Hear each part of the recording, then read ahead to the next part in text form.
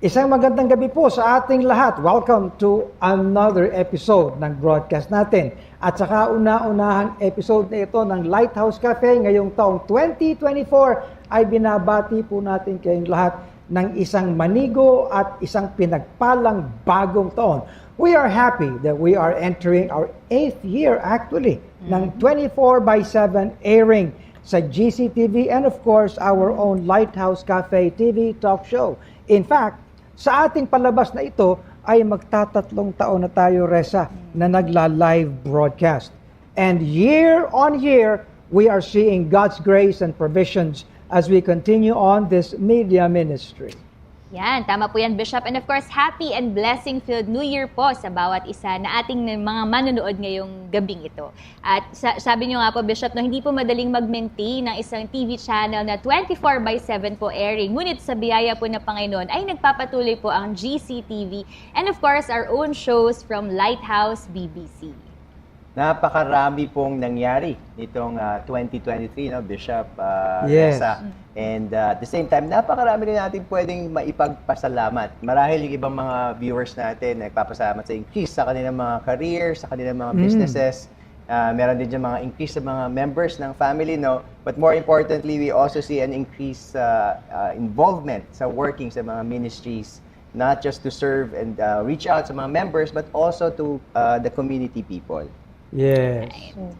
At ngayong special New Year episode natin ay marami rin po tayong makakakwentuhan sa kanilang mga pinagpapasalamat at excited na haharapin sa bagong taong ito. And ako nga, nabanggit na po natin yung Lighthouse Cafe. Excited na muli ako sa mga magiging mga guest ulit natin sa taong ito, yung mga pag-uusapan natin for sure. Marami na naman muli tayong matututunan mula sa kanila. Oo. Harvey, ikaw? Ako naman, actually, Erica, nabanggit nyo nga po kanina, no, marami tayong ipinagpapasalamat po nitong nakaraang taon. So, katulad na lang po yung nabanggit din ni Gabby kanina, of course, yung sa work and of course, yung mga blessings with businesses and all. But ang ipinagpapasalamat po talaga nitong nakaraang taon is yung personally, yung family namin ay patuloy na nakakapaglingkod po sa Ecclesia bilang isang pamilya. At ayan, inspirational discussions await you tonight. So, Ano ang dapat nating mga pagpapasalamat sa ating Panginoon, no? At sa lahat ng naranasan natin, yung mga positive lang ba? Opo. Can we actually thank God for yung mga negatibong bagay, minsan nakakalungkot na mga experiences? Join us and let's have good talk over good coffee. Welcome again to Lighthouse Cafe.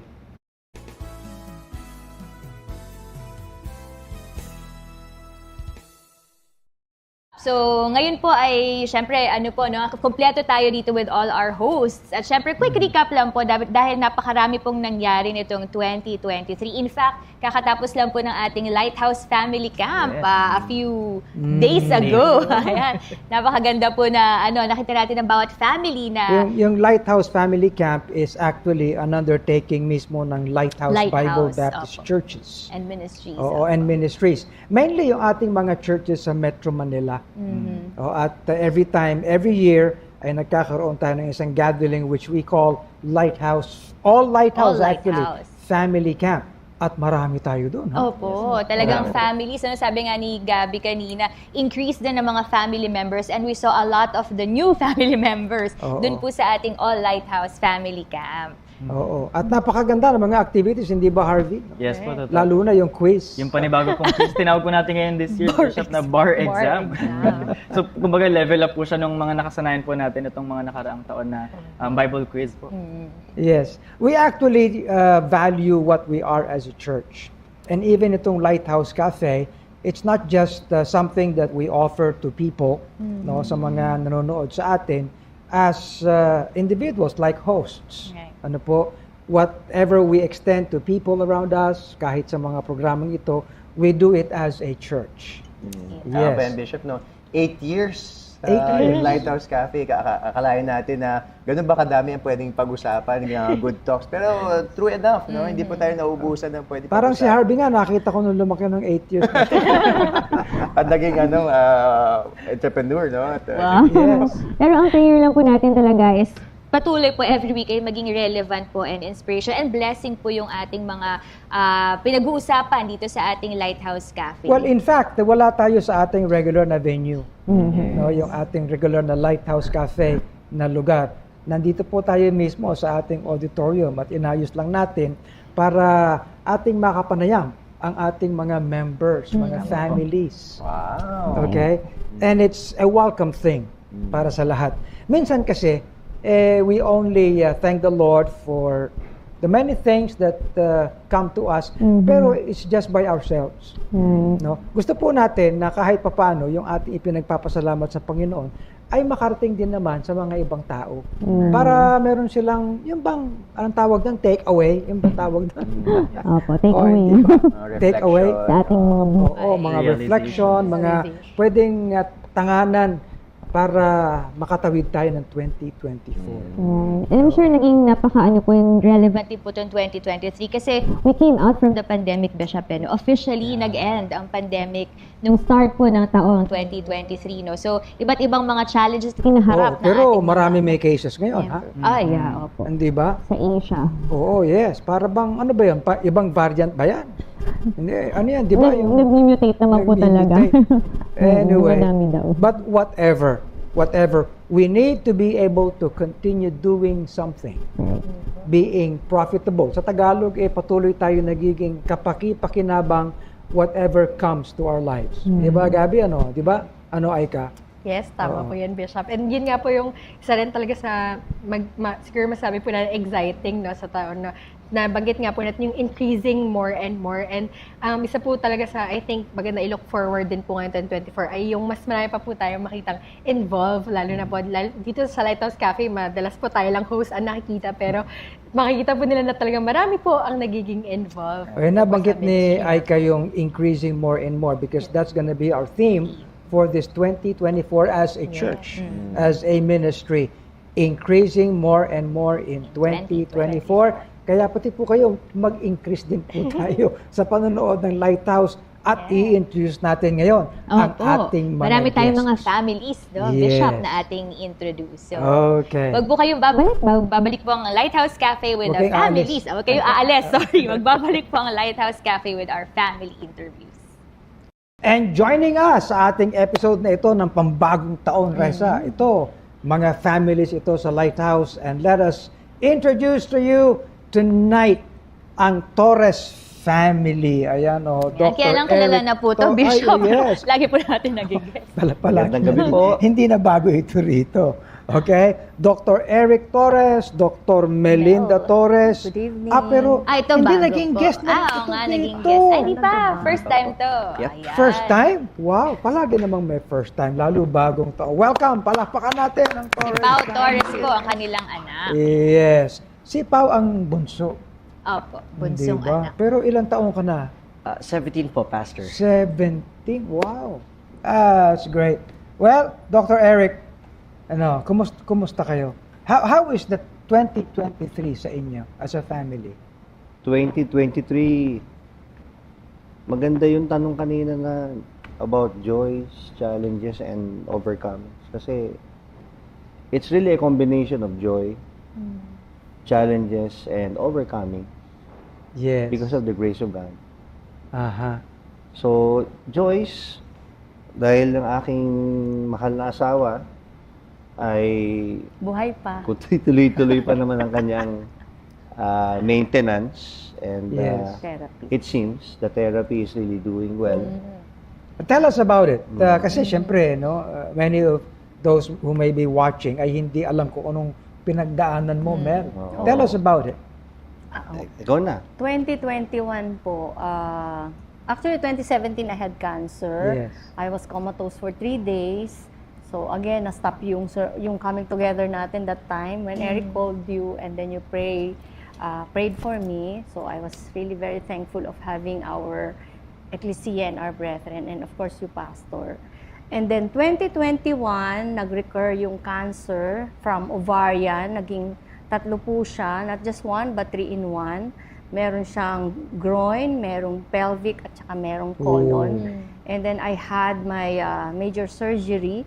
And then, 5 days after, na cardiac arrest po ako for 6 minutes. Again, at that time, hindi ko alam kung Alamin pinaplano ko, yun ng Panginoon, pero sa tuwing may nangyayari sa akin ay may coming together. Nandun po yung si Pastor and the brethren.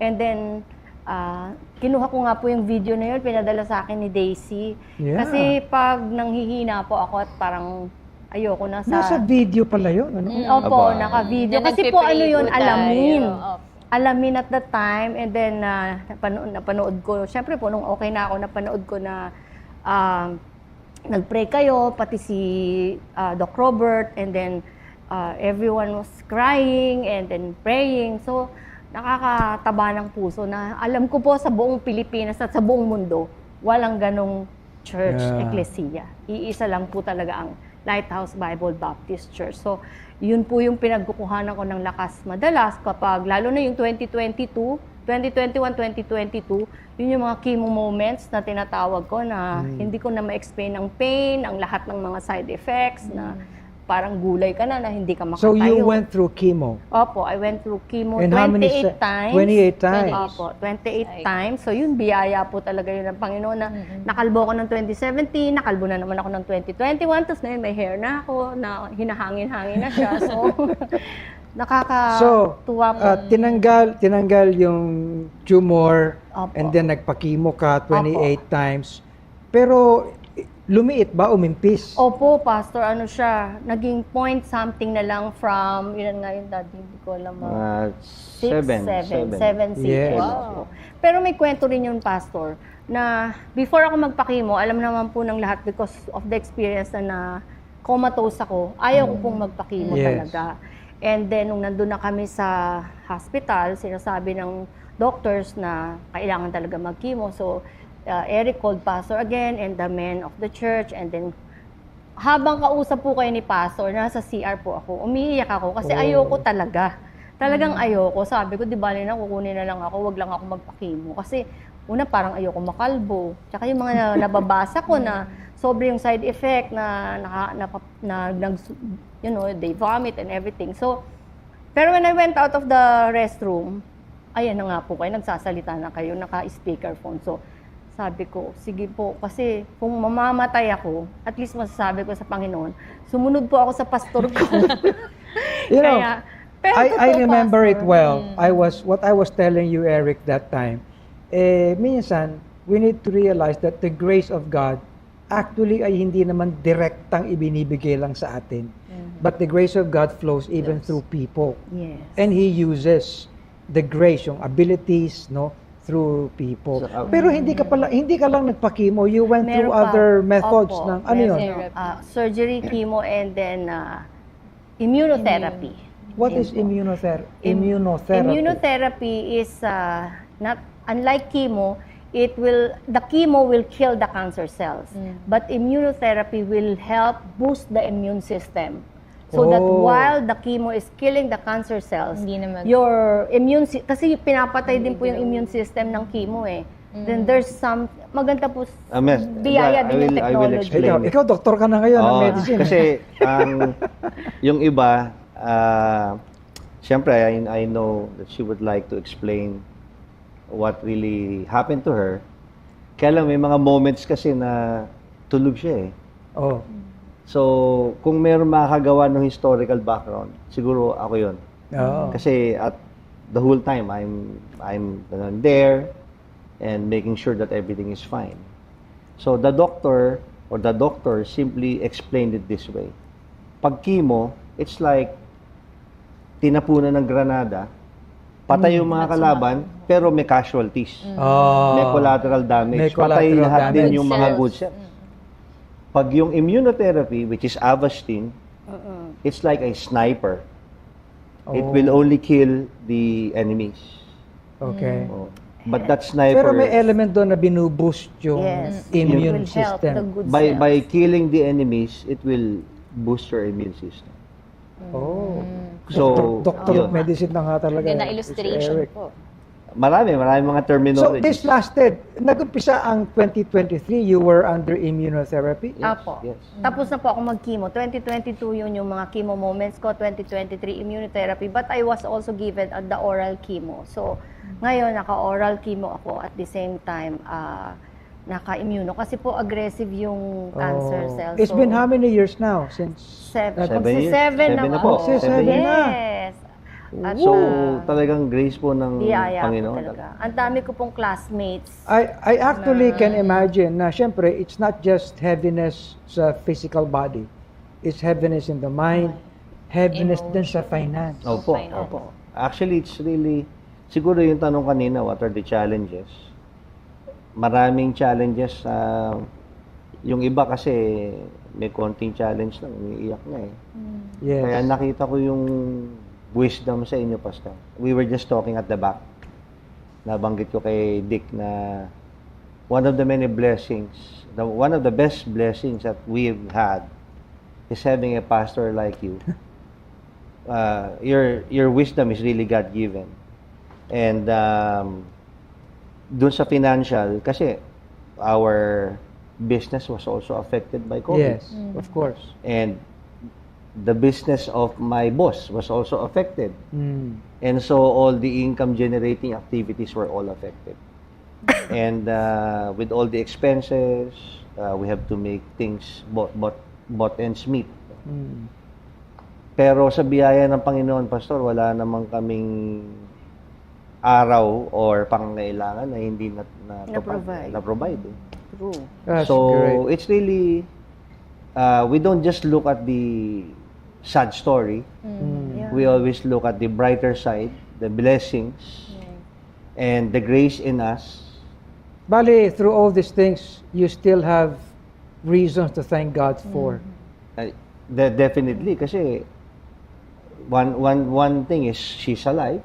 Yes. She's still in our church. She's At maganda pa din. doing her testimony, her ministries. Lahat ng makausap namin, yun ang babanggitin. Wow! Parang hindi naman nagka-cancer yung asawa mo. I Tama po, actually have nung- three questions. Kay Pao. Oo. Pao, as a teenager, your parents were facing these things. Where were you? Anong iniisip mo yung pagsimula ng 2023? Ha? Para bang, were you, did you question God? Bakit Overwhelmed. ganyan Minsan ginagawa ganun sa pag mga mga youth, magulang ko? overwhelmed Di ba? sa ano. So where were you then? What were you thinking? Yeah, I mean, nung 2023 po, iniisip ko na what more do we have to do po? What more do we have left para gumaling po sila mama, makapag-overcome po tayo sa mga challenges po. And ayun, natatakot po rin ako sa baka mangyari po sa family ko po, ganun. At sa mga friends ko, the challenges that we faced. But one thing na certain po ako is always pray, always have faith po, for by His grace we will overcome it all po.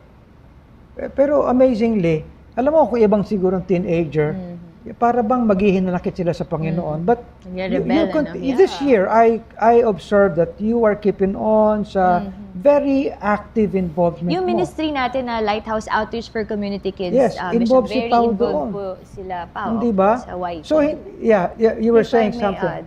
add, 2017 pastor, sa lahat ng tatlong anak namin, siya po talaga yung naapektuhan. Oh. Bumagsak ang mga grades niya. Hindi siya nag-verbalize, but nakikita ko yung manifestation sa buhay niya na affected siya kasi syempre busy siya. Ako lagi tutor and everything. So siya yung naapektuhan of all the three. Siya po talaga sa grades, nagbagsakan, nahihirapan Naku, siya bagsak, mag-concentrate. no? Opo, totoo po yun. Okay. Pero ang nakakatuwa po, hindi pa siya active dun sa church.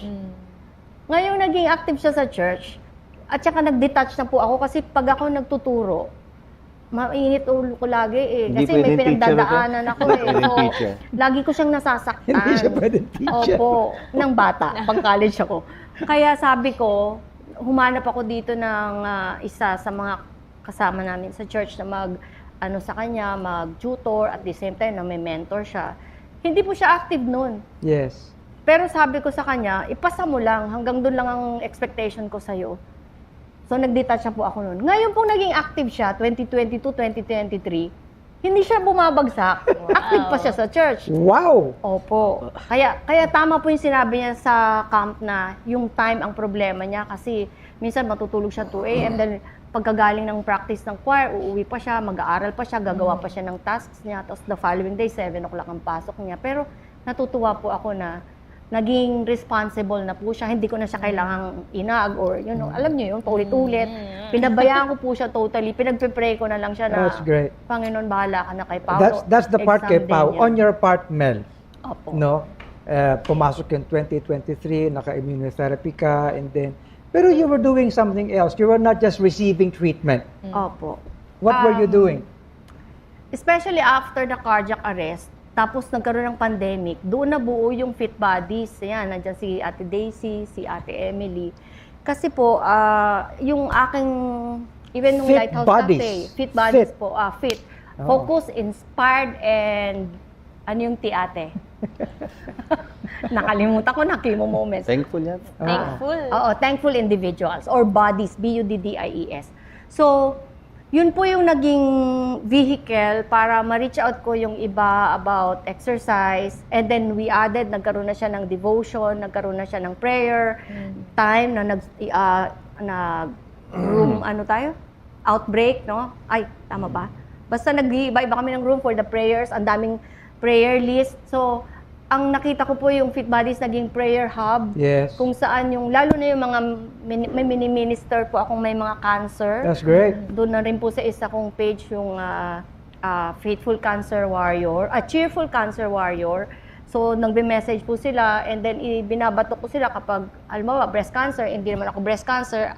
The person that I know have breast cancer and are Christians, binibigay ko sa kanila para sila mag-minister. So, isa po sa ikinatutuwa kong blessing ay si Ate Luz. I hope she will not mind this of me mentioning. Si Ate Luz ay pamangkin ni Nanay Benin.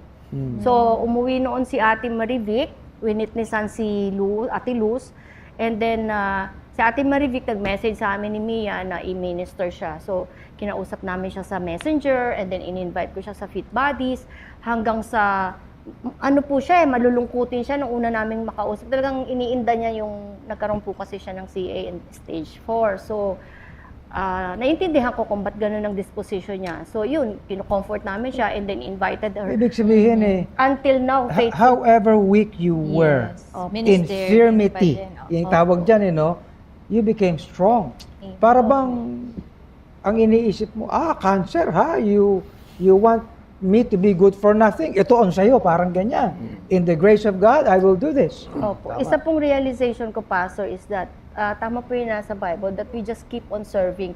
At yung mga preachings nyo, natatimingan lagi sa pinagdadaanan ko. Yung sinasabi niya lagi, you have to move, you have to act, hindi ka pwedeng nakaupo lang. Tapos yung isa, yung ang tagal-tagal nyo pong nag-dwell sa mental Christ-like mind, di ba? So, yun din, kasi at the time, okay na ako physically, somehow I feel strong, pero mentally ang ang iba naman yung dating sa akin. No? So, even as Christian, may mga depression time ako, may mga anxiety na, ayun, sa pagdating sa preaching nyo, ayan na naman, yung... Pero we are not exempted from those things. Hindi nga halata kay Doc Mel, kasi kahit yung mga posts niya, Bishop, during those times, sabi niya nahihirapan siya sa chemo. Very uplifting pa rin po sa mga... kasi- yung isang side kasi nun, di ba, nakita nyo naman yung sinabihan ko na si Dick na wala akong problema rito sa interview na to. Kasi dahil mas maraming sasabihin ko. Kaya ako, okay lang ako. Kaya lang, I just want to say na one thing that Christians should always remember, pag may problema, aside from, siyempre you will pray to God, you talk to your pastor. To elders. Every time I have a very difficult decision to make, I will always consult you. Well, There are times that I almost said, no, I would like to stop. Kasi, mas vocal siya. Ako sa family ko kasi, pag nandun ako sa loob, wala silang maririnig sa akin. Na mayroong problemang ganyan. Because I don't want to share the burden. Yeah. Kaya burden bearer talaga. No? I don't want to... But I'd like to say this, kasi Reza, Dr. Eric is a finance guy. Pero with all the challenges sa finance, alam mo, ang pwede kong sabihin sa iyo, ang observation ko, you face the challenge headstrong. Eh.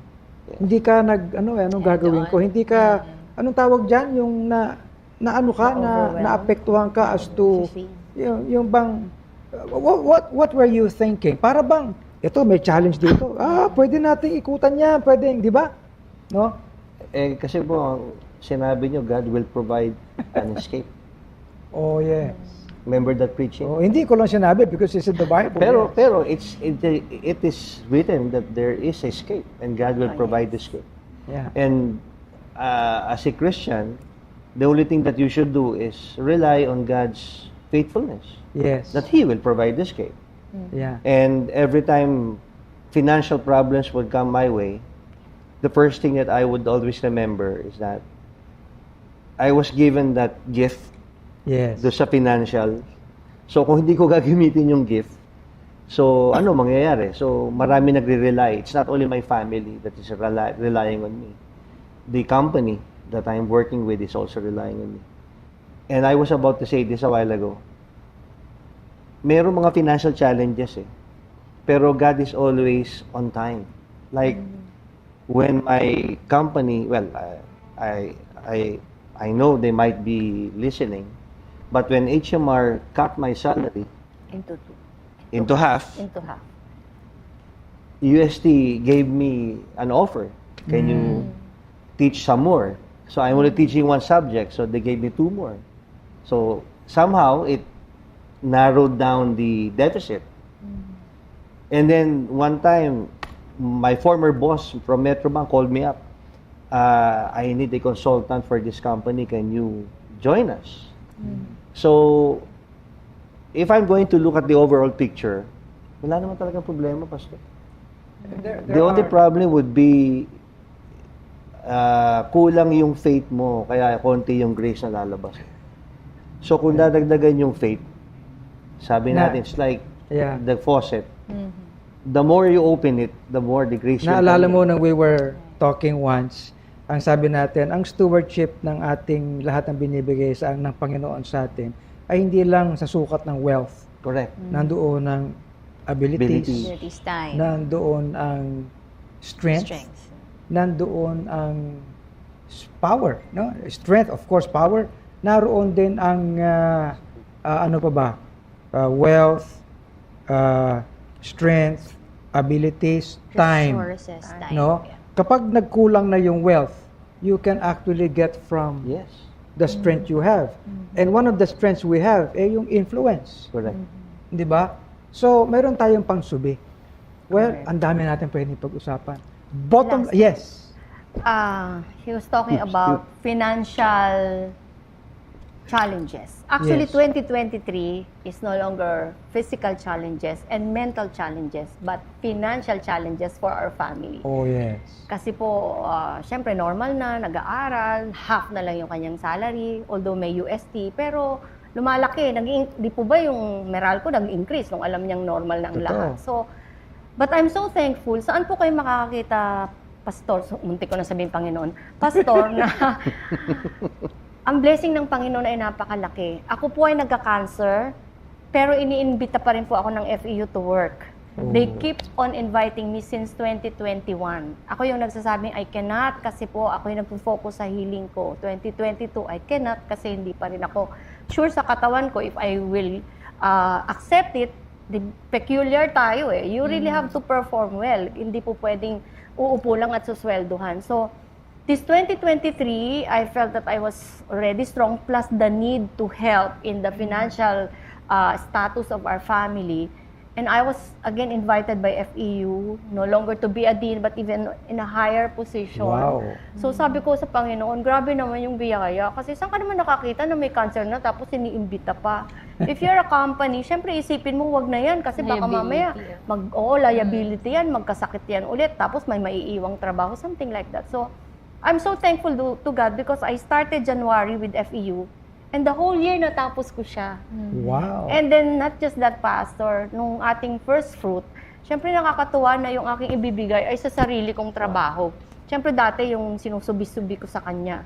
Pero ngayon talagang That's nakapagbigay ako sa sarili kong trabaho na I'm so thankful kasi hindi naman yun sa akin galing lahat eh. That's great. Lahat yun came from God. All the resources, Siguro, my Amen. physical health and Pastor, ako everything. naman, before we start, alam ko kulang na sa time, pero this will be very inspiring for everyone.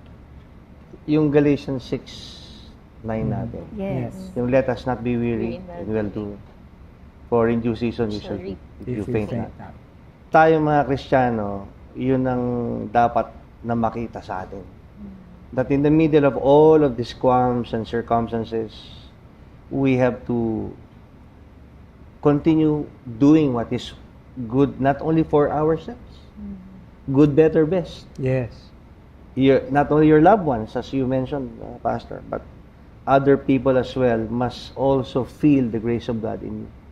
So, That's great. hindi kami tumigil sa pagbibigay. Siyempre, una sa pagbibigay sa aming tithes and offerings and aming thanksgiving, everything. Pero hindi rin kami natapos doon, Pastor. Even Christmas time, we were talking about, are we going to continue with our gift-giving program sa aming barangay? Sabi ko. But they're all looking forward about that. So, sabi ko, wag na lang tayo mag-celebrate ito, pero gamitin natin yung pera para ma-feel ng That's ating great. barangay that, Great. the grace of God is in us. Amen. It's not Sarap always ng about kwentuhan, us. ano? Di ba? Oo. Pao, as a young man, what are you looking forward to sa 2024? 2024, I am looking forward naman po sa events po natin this coming 24 sa church in Locke, in the YP po, and in Lighthouse Latron in general po. Dahil, ayun, isa sa mga natutunan ko po sa inyo po at sa friends ko po, and and yung kuya ko po, told this to me na a good thing or the best thing one can have, or the best ability one can have is availability. Oh. No. And with that availability, you're looking forward to doing more in Doing 2024. Increasing and Increasing doing more. more and more. More and more. Well, thank you, Oh, Torres. one family pa lang yan, Isa, Bishop. isa pa lang yan. We have more. Wag po kayong alas, we'll have more. Ayan, Erica, ngayon meron naman tayong kasama na isa pang pamilya na kakamustahin naman natin. Kumusta nga ang kanilang naging 2023? How was it like for them as a family? So, Yes, syempre, actually, Harvey, ilang beses na rin natin sila naging guest dito sa Lighthouse Mhm. Cafe. No? Pero parang for this year ngayon lang na magkakasama na sila. So ayan, welcome natin ang Cool Family. cool family. Welcome po to Lighthouse Cafe again. Hello po. Yeah. Ayan. Hello, Yan, good. for sure po. Ayun, naging napakaganda po ng 2023 para sa inyong family. Siguro unahin na po natin yung mga anak. Ayun, siguro. unahan na. Kamusta po ba ang inyong 2023? Siguro kahit ano lang, quick recap lang. Quick recap ng aming 2023. Siguro pag ako, marami ako tinry noong 2023 na iba-ibang, ibang klaseng work, na iba siya sa ginagawa ako as speech therapist.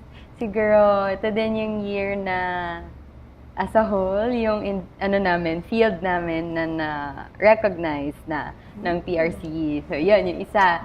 And then, si Mommy naman, sa kanyang school, sa desk. Diba? Tama, no? This year din yun. Yeah. And then, ano pa ba pwede natin recap? May naalala pa ba kayo? Ang sa akin po, dentistry student kasi ako. So this year, nag-transfer ako ng school and I'm doing much better pa sa school ko ngayon. Amen. Praise God. Pwede na pa tayo magpabunot kay Dari. And kumustahin naman natin yung parents. Kumusta po yung 2023? So yung nabanggit po nila yung kanilang mga experiences in this previous year. Mother. Yung sa akin yun nga yung natapos ko na yung sa PRID, so I'm a certified registered Naalala ko sign ba? language interpreter. Naging guest Yun? natin Oo, si naging guest si niya. DC. no? What is Ah, PRID? recent lang. Philippine Registry of Interpreters for the Deaf. Yun. So nandun ako sa registry ng sign language interpreter. Yes, at si Ate Daisy yung madalas na nakikita natin na nagsa-sign language tuwing nagkakaroon tayo ng coming together. Ayan. At hindi lang yun for online, Harvey, pero meron din tayo mismo talagang mga deaf na kasama. Yes, so, or yun sa ating coming together. Ayan, sige, Kuya Dick. Ano nga ba tanong mo? How to be you po. Well, alam mo, isang blessing kasi sa pamilya namin, dito umiikot ang aming buhay sa Ecclesia. And of course, nabanggit naman ni Dindy kanina na isa sa mga hindi namin malilimutan ng taong 2023 as a family is yung finally, nakapag-take ng oath si Dindy as licensed speech pathologist. Ganon din naman yung mother niya, si Daisy, sa pagiging licensed interpreter ng mga deaf. So those are some achievements na nangyari sa family. Pero para sa amin, iba pa rin yung joy na kapag nandoon ka sa Ecclesia, na marami kang ginagawa. Every time na mayroon tayong mga coming together, big events, mga kung ganon-ganon, no? Nakakapagod, pero after every coming together or every event, no, ay nandun yung kakaibang kagalakan sa puso, no? Not because meron kaming nagawa, but because everyone as an ecclesia, alam natin we gave glory to God after everything. No? No po. And Erica, of course, kita natin kung ano yung mga involvements nila, kanya-kanya, even as a family and even sa districts and fellowships po, no? And I'm sure ito pong 2024, marami po kayong nilook forward.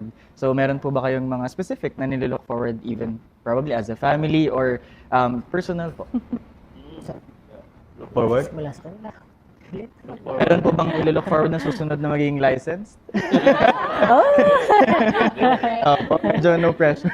So, kung sisimulan ko na. Ang look forward ko po this 2024, although hindi pa ako gagraduate this year, very soon, yung involvement ko sa Ecclesia, kasi noong 2023 ako na-promote from the youth paakyat ng single-working young people. So, inaasahan ko sa 2024 is for sure more involvements.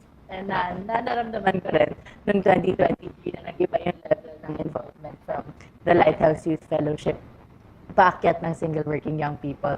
So iba yung level ng planning, hindi lang siya yung basta involved ka lang.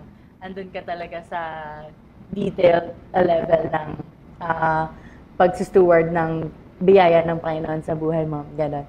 So, ngayong 2024, talagang naglo-look forward ako na mas makapag-steward pa ng biyaya ng Panginoon. Wow. Parang feeling ko gusto na niya maging leader.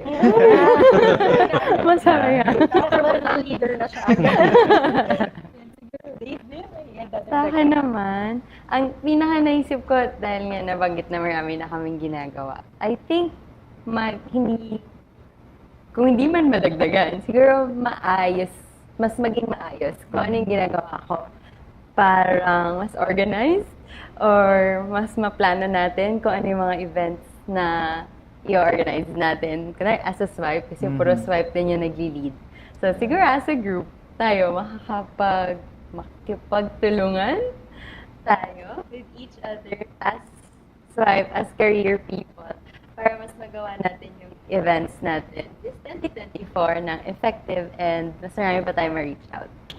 Napakaganda nung sinabi ni Daislyn, no? So, kung mga hindi lang, yung more in 2024, hindi lang siya kumbaga to add doon sa current na ginagawa, kundi there's more quality doon sa output, doon sa, of course, sa ministry na ginagawa. So, syempre, mas level up din yung paggawa natin, pagiging involved natin doon sa kung saan tayo. And actually, dagdag ko lang kasi nabanggit na nga ni Kuya Dick na yun nga parang yung typical families would think yung parang kung ano yung para sa kanila na pero napakaganda marinig lalo na from the head of the family. Correct. Yung isa sa parang joy nila or yung actually pinaka-joy nila ay yung maging involved nga sa ministry or sa ecclesia. And siguro, ano po ba yung masasabi niyong sikreto niyo sa family or parang paano niyo po yun ginagawa na how to be you po talaga. Na parang, ayan, parang na ma-involve po lahat ng pamilya, kumbaga para mahatak lahat to do the ministry. Parang kung maipapayo niyo po ito sa mga ibang families po na nanonood ngayon, ano po yung masasabi niyo? Tatanungin na sana kita ng challenges mo. Well, actually, alam mo sa pamilya namin, wala namang kaming pinilit eh. Like, dapat maglingkod ka, dapat ganito ka, dapat ganito ka. Lahat siguro, palagay ko, umupo sa preaching. Natuto sa preaching. No, lahat ng mga preachings mula sa katotohanan ng kanyang salita. No, and all of us, I think, has learned, no, at how to be a responsible Christian. Marami kasi mga, of course, mananampalataya. Of course, ayaw naman natin sabihin, nanghuhusga tayo, no? Hindi naman. Pero, of course, karamihan kasi, like, for example, attendee lang sila, they come and then they go. Parang ganun lang, di ba? Pero, alam nyo, isa yan sa mga challenges dito sa Lighthouse Bible Baptist Church. Kung alam nyo yung church na yun, pag member kayo dun sa Lighthouse Bible Baptist Church, walang walang pahinga ron. No? Balita ko hindi rin po daw natutulog mga tao. Walang tulugan, no? So, kung wala kang ginagawa, male-left out ka. Dahil itinuro talaga doon sa eklesiyang yon na ang biyaya ng Panginoon na patuloy na dumadaloy sa atin ay hindi dapat manatili sa atin. Dapat tayo kumilos at maging daluyan ng biyayang yon. Okay? So, ako personally as a father, no, I was blessed, no. I am blessed actually, no, na makita ang from, of course, yung ilaw ng tahanan at ang dalawang anak ko na lahat involved. Hindi ko naman sinabing kailangan maging involved kayo sa ganito, ganyan. Nakita nila kung saan sila pwede mag-fit. No? We are blessed dito sa Lighthouse Bible Baptist Church. Tinuro sa atin ng ating mahal na pastor ang gift-based ministries. Na kung saan lahat ng ating mga kapatiran, alam nila bilang isang mananampalataya ay meron silang gift na pwede nilang anong tawag dito? Pwede nilang puntahan or salihan or kumbaga kung saan sila pwede maging involved. Kasi alam nila kung ano yung kakayahan nila, ability nila. So, hindi tulad nung parang gusto mo maglingkod pero hindi mo alam saan ka pupunta. Pero dito nakalatag na. So, napakaraming opportunity na pwede mong puntahan, na pwedeng maging kagamit-gamit ka or pwedeng ikaw ay maging kapaki-pakinabang na mananampalataya. Amen. Alam mo, Erica, I'm sure hindi lang tayo yung na-bless dito sa even just quick na ating pag-uusap, ganyan, o interaction with the Ku family. And I'm sure pati yung mga nanonood din sa atin ay na-bless sa testimony ng family ng Ku. So maraming salamat po. And Happy New Year po sa Ku family. Pero gusto ko sana i-add, parang si Kuya Eric lang. Hindi, kasi naalala ko yung tanong mo, ano ba secret mo, di ba? Ano ba secret mo? Pero sa akin kasi, napakarami. Like for example, ngayong New Year, marami na nanalangin. Humihiling ng kung ano-ano sa Panginoon, di ba? Marami mga resolutions, mga kung ano-ano. Sa amin, as for me and my house, we will serve the Lord. Ang tawag dito, seek ye first. Yun na lagi seek ye first the kingdom of God and His righteousness. And all these things shall be added unto you. Hindi lang material. Kasi yung mindset ng iba, material lang pinag-uusapan doon sa verse 10, pero hindi. No? Yung lahat ng maaari mong pagkilos na makapagbibigay papuri at kaluguran sa ating Panginoon ay mangyayari kapag inuna mo siya. Tama po. Last na, siguro, dadagdagan ko lang namin ni Daddy kasi kaya naman din kami naging ganito kasi nakita namin yung example nila, the way na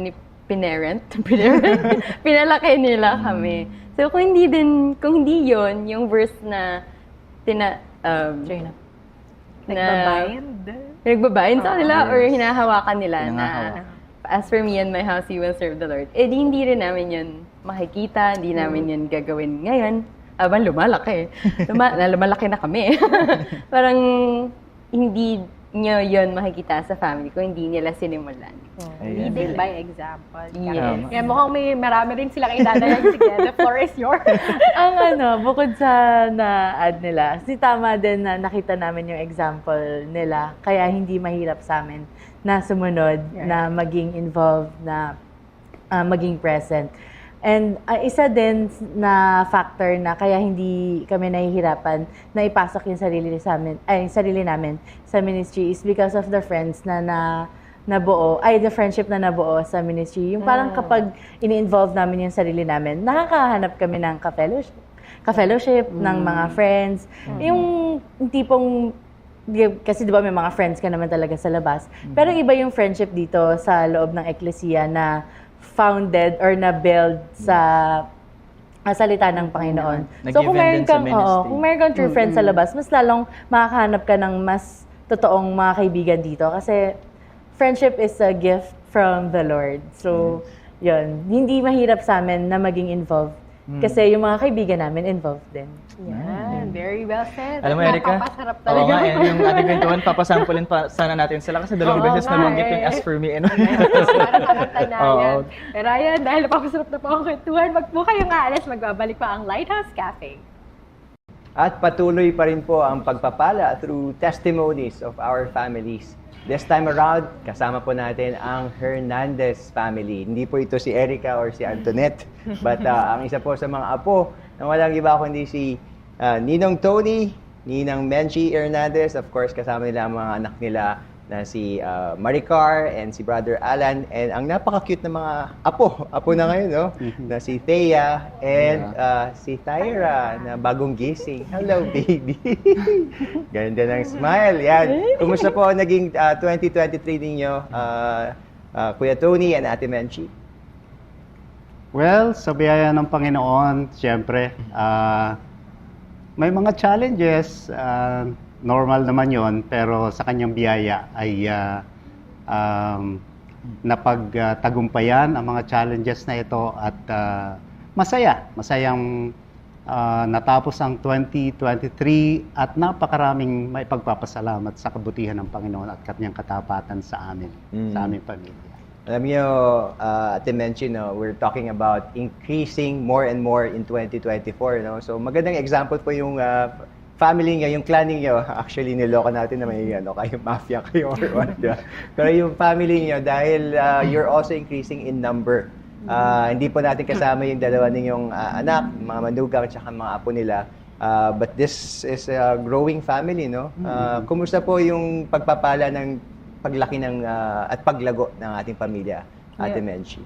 Yes. Yun nga isang joy na nabigay sa amin ng Panginoon na nag-grow kami. 13 na kami ngayon eh. 13 po. Kasama kayong dalawa? Kami plus yung 5 apo.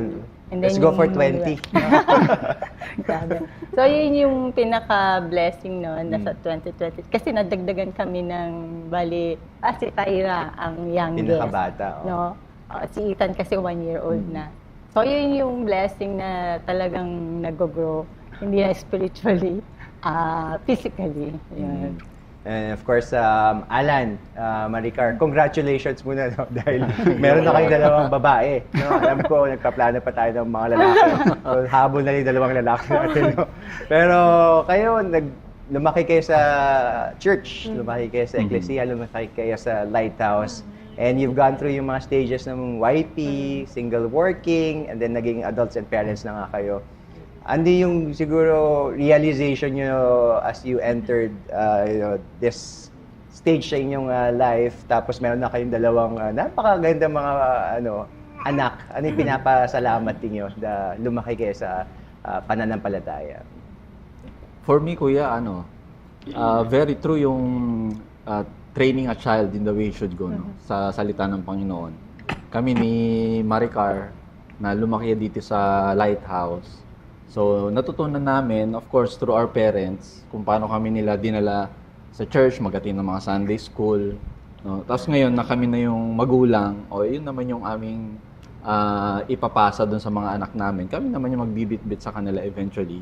Yun yung ginagawa namin. Although, kahit mahirap, kasi syempre, dalawang maliliit pa, kailangan gugising ka ng maaga, dami mong ipe-prepare. Pero ganun talaga eh. So, kailangan as magulang, gagawin namin yon. Kami ang magbibit-bit, ika nga sa mga anak namin. Kasi kung hindi, wala. Hindi sila matututo. No? And eventually, pag sila naman yung nagkapamilya na in the future, kung hindi pa darating ang Panginoon, ganun din yung ituturo nila sa mga magiging anak nila.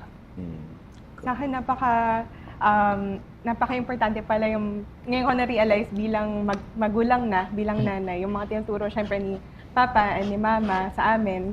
So, dati syempre hindi mo maintindihan bakit naalala ko si Papa noon, every Sunday, siya talagang gigising sa amin. Para talagang maaga kami pumunta sa church.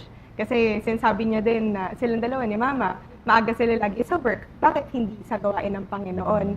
Eh, syempre, that's above yung gawain natin sa secularly. So, ganun din kami sa trabaho. And sabi nga ni Alan, kami ang dapat maging example talaga na aming mga anak. Kami ang lagi madadala sa kanila. Yung commitment na nakita ko mismo sa kanilang dalawa bilang mga magulang ko, si Papa noon, nasa PLDT pa siya. Di ba, Papa, nag-MRT ka pa noon. Tapos kahit pagod na pagod siya, dadating siya sa bahay, minsan di pa nagdi-dinner, ganyan. Pero pag time na for coming together for service, talagang sabi niya, tara na, tsaka na ako kakain, gano'n. So, nakita ko yung pag-ibig niya sa gawain ng Panginoon, yung desire niya to really listen to the Word of God. For every opportunity na meron, kailangan dadalhin niya kami kasama niya para makinig ng salita ng Panginoon. So, kami din bilang mga magulang na ngayon, yun nga, sabi nga ni Alan, kahit gano'ng kahirap, sa trabaho namin super hirap, nasa sales and marketing na kami ngayon, so we need to travel halos every week, ganyan. Tapos naging pregnant pa ako this year.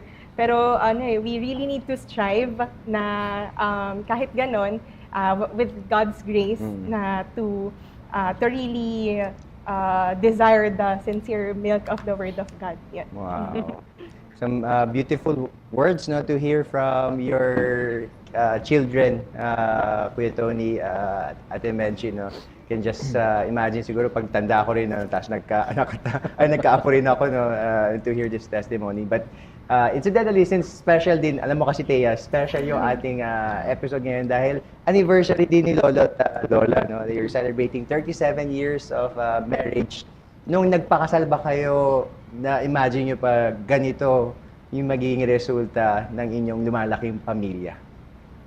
Well, syempre, walang makakapagsabi nito eh. Ang lahat ay dahil sa biyaya ng Panginoon. Pero, alam mo, God, napakapalad ko na naging, ang mga magulang ko rin ay mga mananampalataya. So, actually, nagkaroon ako ng nagkaroon ako ng isip na yung mga magulang ko at mga nakatatanda kong kapatid ay tapat ding naglilingkod sa Panginoon.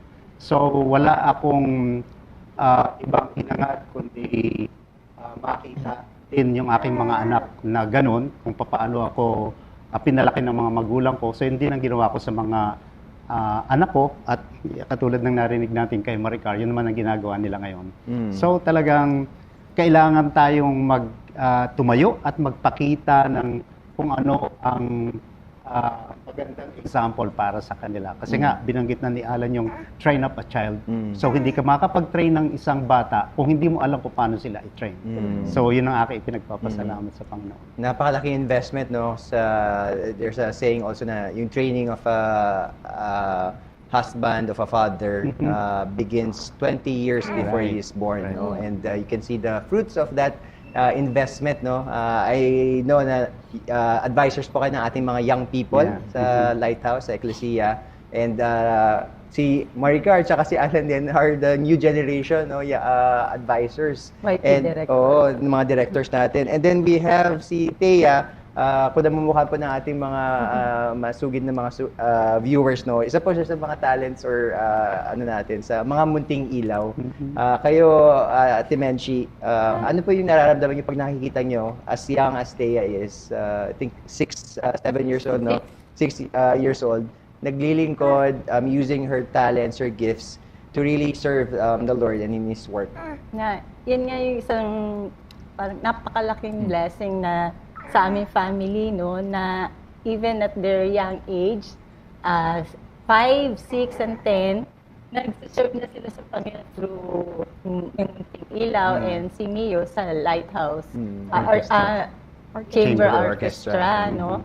So, ibang level na pala pag nagkaroon ka ng apo, no, na nakikita mo sila na sila naman yung nagsiserve na kahit sa yun nga, sabi ko na bata na nakapag-serve na sila. Iba pala yung joy. Kasi yung mga anak ko, stable na, kanya-kanyang pamilya. Ngayon, ito namang mga apo, yun nga yung sinasabi ko na ang dami nga kasing gusto magka-apo na rin. Kaya sabi ko, talaga iba yung joy pala. Yung sinasabi rin ni Pastor na pag apo ibang joy na nafe-feel mo. Ayan. It's a great blessing sa Panginoon yun. Ayan. So, reminder na siguro sa inyo, Alan, Maricar, kita naman yung saya at ngiti sa mga mukha ng mga parents. So, dagdagan pa natin yung mga apo niya, no? So, tina rin kala Antoinette, kala Abby, no? But I'm just reminded yung I have no greater joy when I hear of my children, no? Walking in truth. And ito po ay perfect example na nakaka-bless na testimony. Huwag po kayong aalis, magpapatuloy po ang pagpapala dito sa Lighthouse Cafe. At nagbabalik po ulit ng Lighthouse Cafe. I'm sure busog na po kayo sa napakaraming mga magagandang stories and testimonies na inyo pong napakinggan at napanood sa ating mga families. Pero hindi pa po tayo tapos, di ba, Harvey?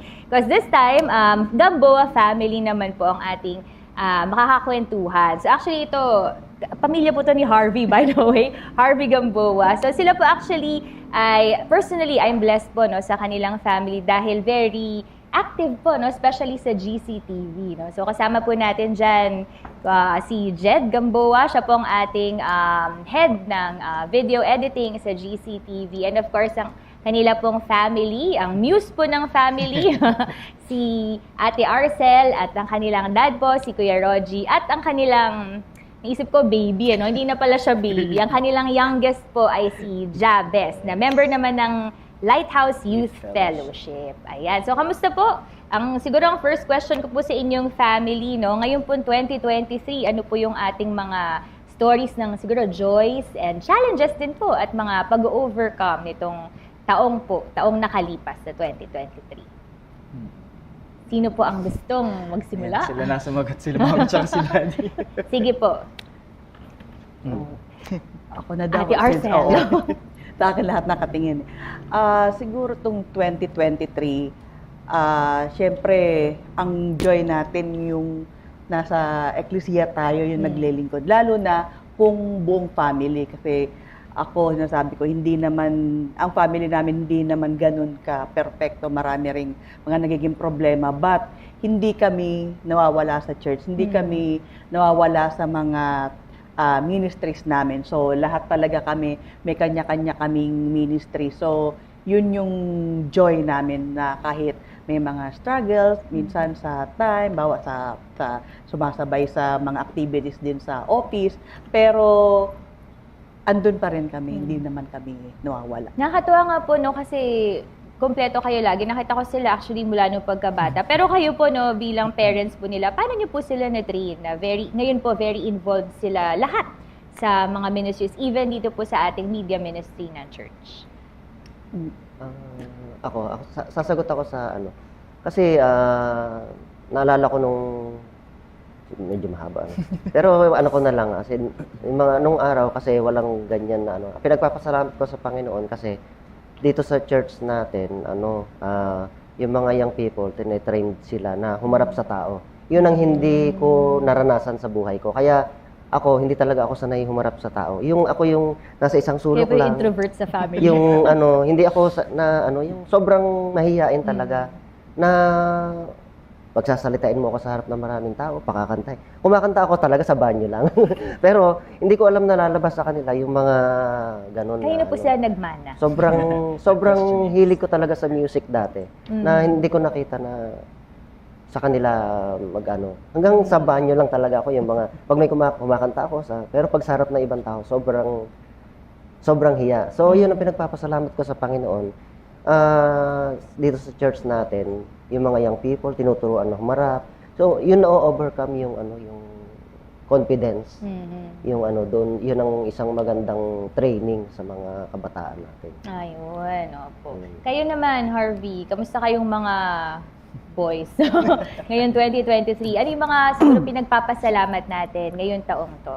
Kasi syempre, dami nangyari, di ba? I'm sure very challenging din coming from the pandemic and lahat ng mga experiences natin. Pero ano yung particular na pinagpapasalamat nyo sa Panginoon ngayong taon na to? Kuya mo. Sige, yung Kuya, eldest pinakamatanda. muna pala. Siguro po ang kukwento ko na po yung isa sa latest na naging experience po natin as a church po, as an ecclesia, yung nangyari pong last na All Lighthouse Family Camp. Kasi po, may mga ilang years na rin po na kaming tatlong magkakapatid lang po yung nakakasama. Pero ito pong nakaraan, this 2023, complete family po kami. As a family po kami naka-attend. And kasi usually po may trabaho pa rin po si daddy, may ibang schedule po si mami. Pero ngayon, family po kami naka-attend buong 3 days. May challenge man po financially, pero yun po, naka-attend po kami, sama-sama pong nakapag-participate. Ayan, and kahit man po minsan may challenges po sa health, I mean, ando pa rin po kami nakapaglingkod, masaya pong magkakasama. And iba po talaga kapag yung buong pamilya sama-sama po na naglilingkod sa Panginoon, sama-sama po kaming natututo. And yung kanina po, natanong niyo na po siguro para paano po kami na-train. Siguro po kanina ko na rin po tong opportunity na to para po mag-thank you po mismo sa parents ko. Sa parents po namin kasi noon pa man po kasi isa po sila sa talagang tinitignan naming example po kung paano po kumilos sa ministry. May time din po kasi na si daddy po full time po dito sa ating simbahan. And di ko lang po alam kung alam po ni daddy. So parang yung sa nood-nood lang po, di ba? So nasa LoveNet po siya noon. Ang LoveNet po natin sa mga hindi po nakakaalam, yun po yung mga usually behind the scenes. Kung ano po yung mga hindi nyo po nakikitang mga tao na kumikilos sa likod. Yun, doon po naging part si daddy. At ngayon, ako naman po ay part na rin po ng LoveNet. At ngayon naman po si Jabez po, tinitrain ko na rin po humawak ng camera. So, patuloy pa rin po yung next generation, hindi lang po natatapos na So, yun po. Kunin ko na po opportunity to thank my parents po kasi talagang sila rin po yung nag-encourage sa amin na hindi po yung pinipigilan kaming huwag kayong mag-fellowship. Hindi, umattend kayo ng fellowship. Sama kayo sa ganitong activity. Tapos, bukod pa po doon, may time pa po na tinrain pa po kami sa labas tapos para po ma-i-apply dito sa ating church ministry. So yun po, nakakapag-edit po, nakakaharap po sa mga tao. So napakalaking blessing po. Pero maganda yun, kasi ganun talaga, in a family, hindi lang enough na talagang sinasabi mo. Na minsan ironic na yung parents, sige, punta ka ng church, pero hindi nakikita sa kanila. So sa inyong family talagang living by example, yung nakikita natin. Sige, ikaw, Harvey. Sige po. Personally po, pinagpapasalamat ko, of course, aside sa... Actually, yung work ko po ngayon, kung nasan ako ngayon, ang malaking blessing po dito is malaking bagay po na naging daan po yung ecclesia. Kaya po ako naipasok ngayon sa trabaho kung nasan ako ngayon. And yung training po na nakukuha dito sa ecclesia, yun po yung ina-apply ko talaga sa trabaho. And nagpapasalamat po ako sa Panginoon na nakikita po yung kung paano dapat kumilos dito bilang isang mananampala, bilang isang nagtatrabaho, ganun po yung ina-apply doon. Kaya po, nababless po ako with promotion, ganyan. Wow. And as a family po, yung blessing din po namin this year, ngayong nitong nakaraang taon po, is yung nagkaroon po ng family business. Although, struggle po for a few months bago po put up yung business. Pero yun, nagpapasalamat po kami na naitayo po siya. And looking forward po in 2024 na ito pong family business na ito is maging kagamit-gamit po para sa gawain ng Panginoon. Yan yung Yuhu! Ayan. Kay Kuya Jabez naman, ikaw naman, what do you look forward to ngayon 2024? Bali po nilook forward ko po yung more opportunities sa pag-serve po sa media ministry. Since this sa Eclecon po ay sinurrender ko po yung sarili ko po sa media ministry. Since yun nga po, nasabi po ni Kuya Jed, nagtitrain na po ng mga bagong generation po para po sa ating media ministry. And paano po ba? Si Kuya Jed rin po yung nilook up ko po in regard sa video editing, photography.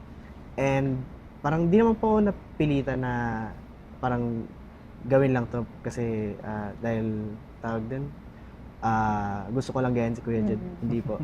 Parang nakita ko rin po yung parang saya sa photography and video editing kasi parang ako po yung may ano ba yung tawag term? Parang may power po na gawing memorable po yung experience na yan, whether it's kung pictures po siya or video.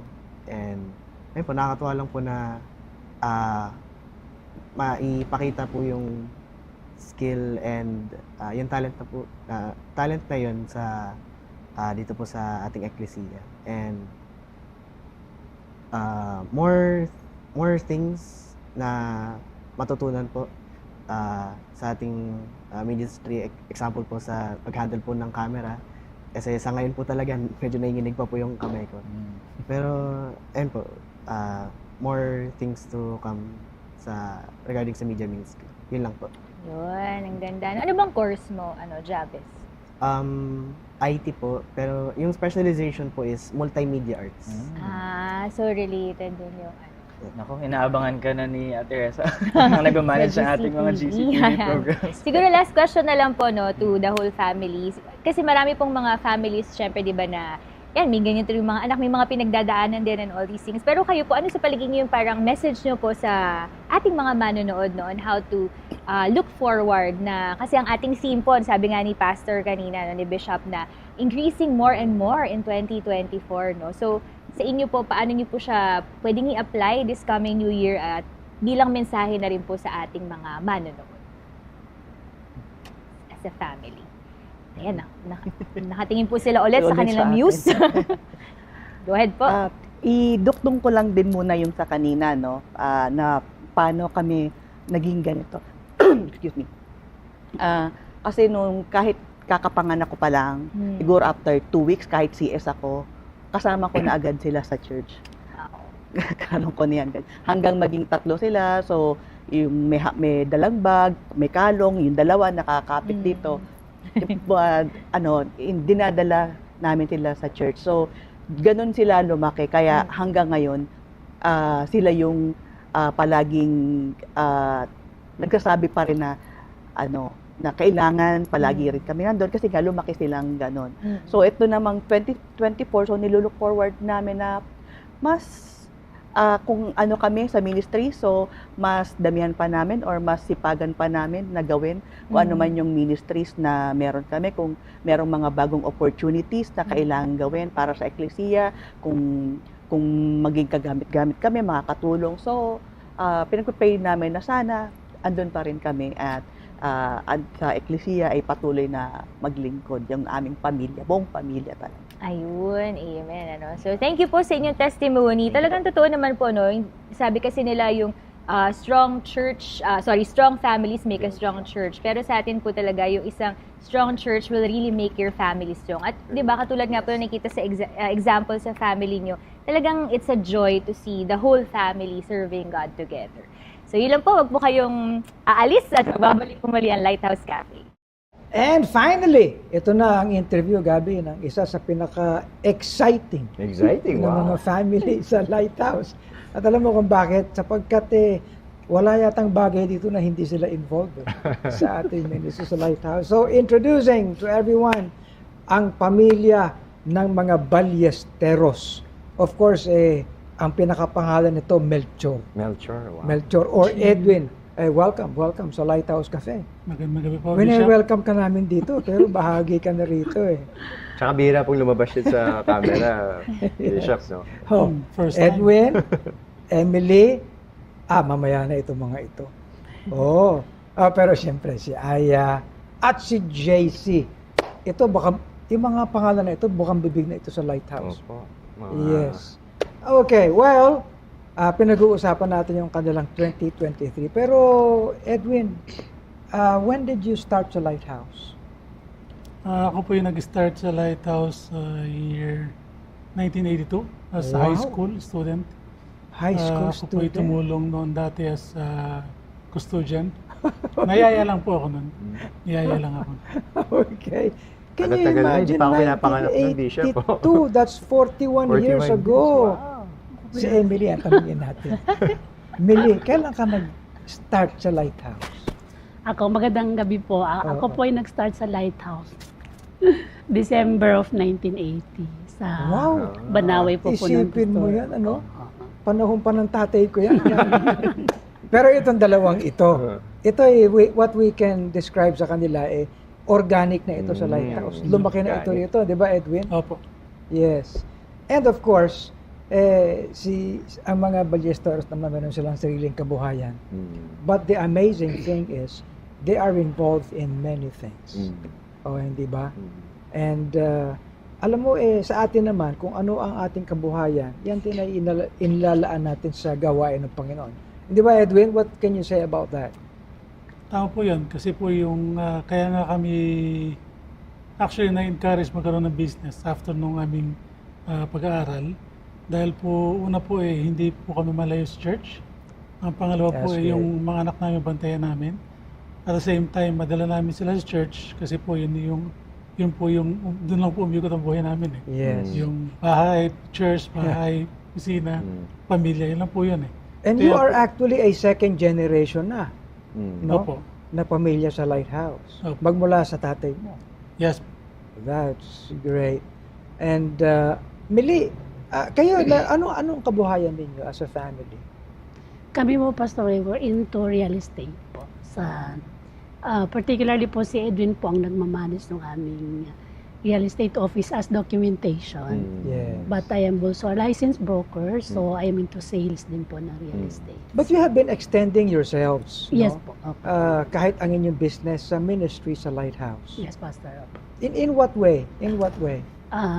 For example po, like yung isang eklesiya na bibili ng isang property, ay yung documentation, paano pa ilipat yung property nila under their name. So kami po nag-extend noon. So bago po mag-decide na bibiliin ba natin to hindi, siyempre titingnan muna namin kung Can tama you ba yung imagine? pagkabili. Practically, you've been involved hindi lang sa main church sa Tatalon, kundi sa mga iba pang mga lighthouse works. Yes, related Pastor. works. Oo, in all related works. Oo. At ikaw naman, Edwin, hindi lang sa business, kundi sa pwede mo pang gawin sa likod ng camera, likod ng audio, hindi ba? Sa lahat po ng pwedeng magamit ng Panginoon. At Sa hanggat media. kaya. Hanggat kaya. Ganon din naman ang mga kabataan ba ito? Oh, Mga millennials. yes. Of course, si Aya, unahin muna natin. Napakagandang dilag na ito. Yes. Ikaw also, you're very much involved sa many ministries. Opo. Yes. Background ko po is literature and college, pero work ko now is marketing. So, anything po that has to do with parang writing or being creative, production, nandun po ako. So, sa theater, dati nagsulat ako for cafe, for MMI, all ganun. Pati sa pagpapaganda ng mga mukha. Opo. Hindi ba? Ganon ka rin naman, JC, for whatever skill you have. Hindi ba? Hindi po.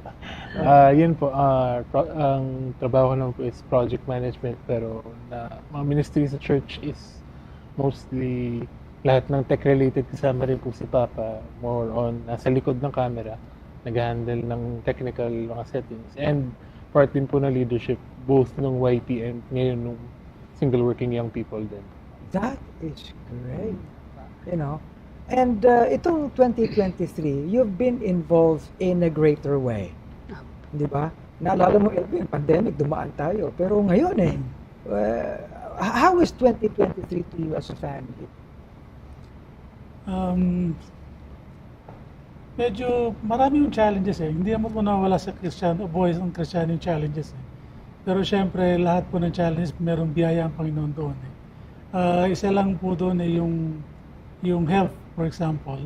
Na-diagnose kasi ako ng heart failure actually. So hindi nagka-function ng tamang puso ko. Pero kahit na ganun po yung kondisyon, I was assigned sa aking task sa church. Mas dumami pa yung aking assignment. At the time na nagkaroon ako ng prognosis na ganun, my heart rate is I think 20 lang yata. Yung 25, Functional. yung functioning. Ngayon po, sa biyaya ng Panginoon, kahit sa pagtatrabaho ko sa aking responsibilities ngayon sa church, nasa 40 na yata. 60. 60 na yata. Yung aking heart functioning. Mababawi ng spiritual heart. Kaya po wala hong reason kung bakit hindi magagamit natin ang ating kalakasan sa biyaya ng Panginoon sa ating gawain. So pag hindi mo ginawa yan, baka lalo kong nawala eh.